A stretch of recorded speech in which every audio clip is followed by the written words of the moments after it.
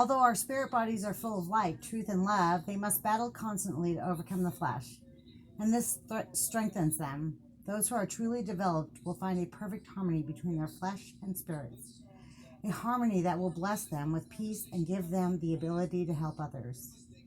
As we learn to abide by the law of this creation, we learn how to use those laws to our own good. We learn how to live in harmony with the creative powers around us.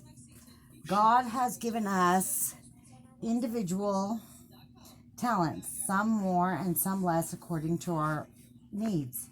As we use these talents, we learn how to work with and eventually understand the laws and overcome the limitations of this life. By understanding these laws, we are better able to serve those around us. Whatever we become here in mortality is meaningless unless it is done for the benefit of others. Our gifts and talents are given to us to help us serve. And in serving others, we grow spiritually. Above all, I was shown that love is supreme. I saw that truly without love, we are nothing. We are here to help each other, to care for each other, to understand, forgive, and serve one another. We are here to have love for every person born on earth.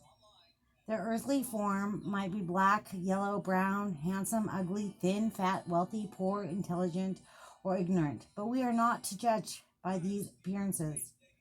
Each spirit has the capacity to be filled with love and eternal energy. At the beginning of each possesses some degree of light and truth that can be more fully developed. We cannot measure these things. Only God knows the heart of a man, and only God can judge perfectly. He knows our spirits. We see only temporary strengths and weaknesses. Because of our own limitations, we can seldom look into the heart of a man. I know that anything we do to show love is worthwhile. A smile, a word of encouragement, a small act of sacrifice. We grow by these actions. Not all people are lovable, but when we find someone difficult for us to love, it is often because they remind us of something within ourselves that we don't like.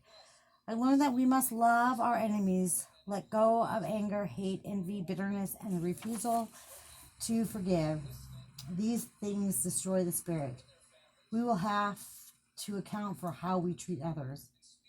Upon receiving the plan of creation, we sang and rejoicing and were filled with God's love. We were filled with joy as we saw the growth we would have here on earth and the joyous bonds we would create with each other.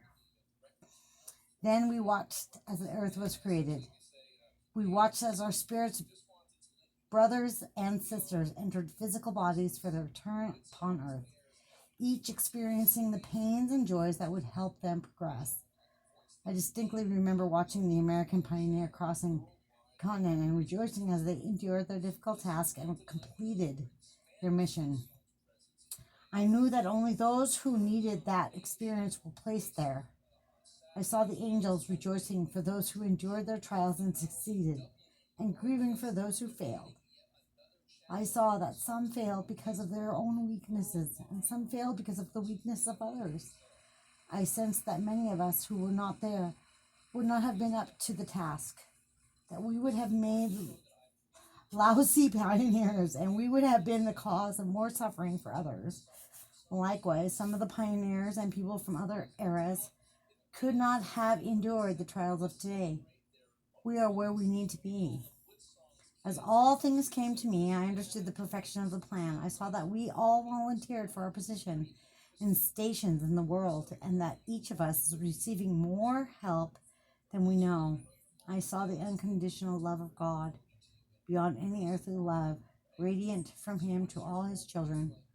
I saw the angels standing near us, waiting to assist us, rejoicing in our accomplishments and joys.